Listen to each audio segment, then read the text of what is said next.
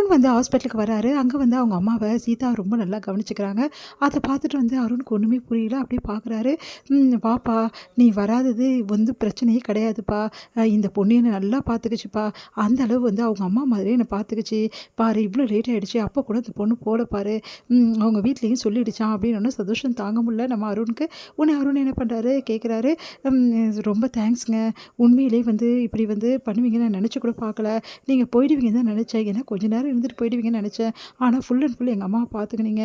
இதுக்கு என்ன நன்றி சொல்றதுன்னு தெரியல. பரவாயில்லைங்க சார். இதில என்ன இருக்கு? உங்க அம்மாவ இதுக்கப்புறம் நல்லா பார்த்துக்கங்க. இப்ப எந்த பிரச்சனையும் கிடையாது. அவங்கள நீங்க கூட்டிட்டு போலாம். நல்லா இருக்காங்க." அப்படின்னோனே ரொம்ப சந்தோஷப்பட்டு தேங்க்ஸ் சொல்றாரு. சரிப்பா, எவ்வளோ நல்ல பொண்ணா இருக்கா. இந்த மாரி நல்லவங்கள பார்க்குறது இந்த காலத்தில ரொம்ப அபூர்வம்னு சொல்லிட்டு அவங்க அம்மா சொல்றாங்க. உடனே வந்து அப்படியே சீதா போறதையும் பார்த்துக்கிட்டே இருக்காரு. சரிங்க நான் கிளம்புறேன்னு சொல்லிட்டு சீதா போயிட்டுருக்காங்க. சீதா போறதையும் வந்து அருண் வந்து வெச்சக்கடு வாங்காம பார்க்குறாரு. சிந்தாமணி என்ன பண்றாங்க, நம்ம விஜயா கிட்ட வந்து 1க்கு 2ஆ வந்து சொல்லி விடுறாங்க. மீனாவ பத்தி. மீனா வந்து உன்ன பத்தி ரொம்ப மோசமா பேசுனாங்க. உங்கள பத்தி அவ்வளோ மோசமா பேசுறா. வந்து மாமியார்னா ரொம்ப தொல்லையாம். மாமியாரால தான் அவ வந்து வியாபாரமே பண்றாளாம். மாமியார் வந்து ரொம்ப கொடுமைப்படுத்துறாங்களாம் அப்படிலாம் சொல்லியிருக்கா. உங்கள பத்தி தவறா எல்லார்கிட்டயும் பேசுறா அப்படின்ற மாரி சொல்லி விடுறாங்க. அத கேட்டு செமையா டென்ஷன் ஆயிடுறாங்க விஜயா. வீட்டுக்கு வந்தோனே வந்து என்னை பத்தி ஊரெல்லாம் வந்து பரப்பி வைக்கிறியா தப்பு தப்பா? உனக்கு அந்த அளவு ஆயிடுச்சா? அந்த அளவு திமிரு ஆயிடுச்சான்னு சொல்லிட்டு இஷ்டத்துக்கு பேசுறாங்க. அண்ணாமலை பயங்கரமா டென்ஷன் ஆயிடுறாரு. என்ன நினைச்சிட்டு இருக்க? யார் சொன்னாங்கன்னு வந்து சொல்லு. அந்த அவங்க யார் சொன்னாங்களோ அவங்க பேரை சொல்லு.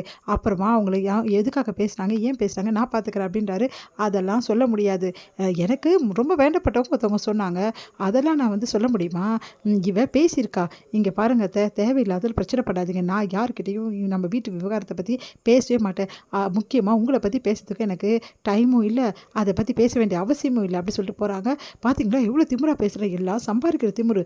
அந்த கொழுப்புல தான் இவ்வளோ ஆட்டம் ஆடுறா அப்படின்னு சொல்லிட்டு விஜய் அப்படியே பார்த்து முறைக்கிறாங்க.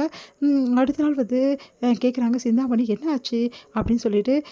இந்த மாதிரி அவ பேசவே பேசலன்னு சொல்றா. அவ அப்படிதான் சொல்லுவா. இப்போ நிறைய சம்பாதிக்க ஆரம்பிச்சிட்டா சுத்தமாக உங்களை மதிக்க மாட்டா. பெரிய ஆர்டர் ஒன்று மீனாக்கு கிடச்சிருக்காமே, அந்த ஆர்டருக்கு போகாமல் பார்த்துங்க. இல்லைன்னா அதுக்கப்புறம் சுத்தமாக உங்களை மதிக்காமல் போயிடுவா அப்படின்னு ஒன்று அதிர்ச்சி அடைகிறாங்க. உன்னை வந்து ஆர்டரா? ஆமாம், அந்த ஆர்டரு இன்னைக்கு தான் அவள் செய்ய போறா. அதை கொஞ்சம் பார்த்துக்கங்க அப்படின்னு ஒன்று நான் பார்த்துக்கிறேன். அவள் எப்படி போறா நான் பார்க்குறேன் அப்படின்னு சொல்லிட்டு வீட்டில் என்ன பண்ணுறாங்க, மீனாவை ரொம்ப வேலை வாங்குறாங்க.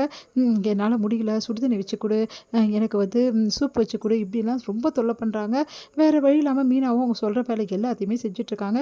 ஐயோ ஆர்டருக்கு வேறு டைம் ஆகிடுச்சு, அங்கே வேறு டெக்கரேஷன் பண்ணுமே சொல்லிட்டு மீனா என்ன பண்ணுறாங்க, அப்பா நல்ல கால ஸ்ருதி நம்மளுக்கு ஸ்மார்ட் ஃபோன் கொடுத்தாங்க, ரொம்ப நல்லதாக போச்சு, அவங்க தான் நம்மளுக்கு ஹெல்ப்பும் பண்ணாங்க, இல்லைனா இந்த காசு கூட நம்மளால் ரெடி பண்ணியிருக்க முடியாது அப்படின்னு சொல்லிட்டு ஸ்ருதி கிட்ட வந்து ரொம்ப சந்தோஷப்படுறாங்க. உடனே வந்து ஸ்ருதி கொடுத்த ஹெல்ப் அந்த ஃபோனை வச்சு என்ன பண்ணுறாங்க, ஆர்டர் எல்லாம் ஃபோன் மூலமாகவே எல்லாமே பேசி முடிக்கிறாங்க. இந்த பூவை இப்படி டெக்கரேஷன் பண்ணுங்கன்னு சொல்லிட்டு எல்லாமே வந்து சொல்கிறாங்க. மொபைல் மூலமாகவே அது எல்லாம் அவங்களும் அழகாக பண்ணிடுறாங்க. சூப்பராக வந்திருக்கு அப்படி சொல்லிட்டு சந்தோஷப்படுறாங்க. இங்கே வந்து டெக்கரேஷன் செம்மையாக வந்திருக்குன்னு சொல்லிட்டு முத்து வந்து மாலை எடுத்துகிட்டு வந்து நம்ம மீனாக்கு போடுறாரு. எல்லாருமே அதிர்ச்சி அடைகிறாங்க. இவ தான் இன்னைக்கு வெளியவே போகலையே அப்படின்னு சொல்லிட்டு விஜயா வந்து சொல்கிறாங்க. வெளியே போகலனானா வெளியே போகாமே ஃபோன் மூலமாகவே சூப்பராக முடிச்சுட்டால டெக்கரேஷனை, அவ்வளோ செம்மையாக இருக்குன்னு சொல்லிட்டு எல்லாரும் அவளை பாராட்டுறாங்க. எல்லாம் ஆளை வச்சு செம்மையாக முடிச்சுட்டா அப்படின்னு ஒன்று அப்படியே டென்ஷன் ஆகுறாங்க விஜயா. இதெல்லாம் கேட்ட வந்து ரோகிணிக்கு வயிறாக எரியுது, தாங்கவே முடியல. நிறைய பேர் பிஸ்னஸ் மேன் ரொம்ப ஓவராக சீனை போடுறாங்க. இப்போ யார் பிஸ்னஸ் மேன் பார்க்க சொல்லுங்கள். என் பொண்டாட்டியும் ஒரு பெரிய பிஸ்னஸ் மேன் தான். எந்த அளவு வீட்டில் உட்காந்துன்னு அழகாக வந்து முடிச்சா பார்த்தீங்களா, இவ தான் உண்மையான தொழிலதிபர் ஓவராக சீனை போடுறவங்களாம் கேட்டுக்குங்க அப்படின்றாங்க. அதை கேட்டு வந்து அப்படியே வந்து மனோஜுக்கும் வந்து ரோகிணிக்கும் வயிறாக எரியுது. பார்த்து நினச்சாங்க, ஃபோன் மூலமாக முடிச்சிட்டாளா அப்படின்னு சொல்லிட்டு. இவ போகாமல் முடிச்சிட்டாளா, ஐயோ இவ இப்படி பண்ணவே கூடாதுன்னு நான் நினச்சினே அப்படி சொல்லிட்டு விஜயா டென்ஷன் ஆகுறாங்க. உடனே அண்ணாமலை வந்து பாராட்டுறாரு. பரவாயில்லம்மா, எந்த அளவு நீ முன்னுக்கு வந்திருக்க, கூடிய சீக்கிரம் வந்து இது மாதிரி பெரிய ஆர்டராக எடுத்து நல்லா பண்ணுவமா, எனக்கு நம்பிக்கை இருக்குது, நீ நல்லா வருவமா அப்படின்னு சொல்லிட்டு பாராட்டுறாரு. உடனே இதெல்லாம் கேட்டு வந்து ரொம்ப சந்தோஷப்படுறாங்க. நம்ம வந்து மீனா என்ன பண்ணுறாங்க, ஏங்க இதுக்கெல்லாம் காரணம் உண்மையிலே நீங்கள் தான், நான் ஒன்றும் காரணம் இல்லை, நான் என்ன பண்ணேன், இல்லைங்க எனக்கு இந்த அளவு சுதந்திரம் கொடுத்து எனக்கு இந்த அளவு எல்லாமே ஊக்கப்படுத்துறீங்க, இதுக்கெல்லாம் முழு முச்சா நீங்கள் தான் காரணங்க. இந்த ஆர்டர் நானும் முடிச்சு கொடுத்துட்டேன், இதில் எவ்வளோ ப்ராஃபிட் வந்திருக்கு தெரியுமா, நம்ம கடன் வாங்குறதே திருப்பி கொடுத்துடணுங்க ஸ்ருதிக்கு அப்படின்றாங்க.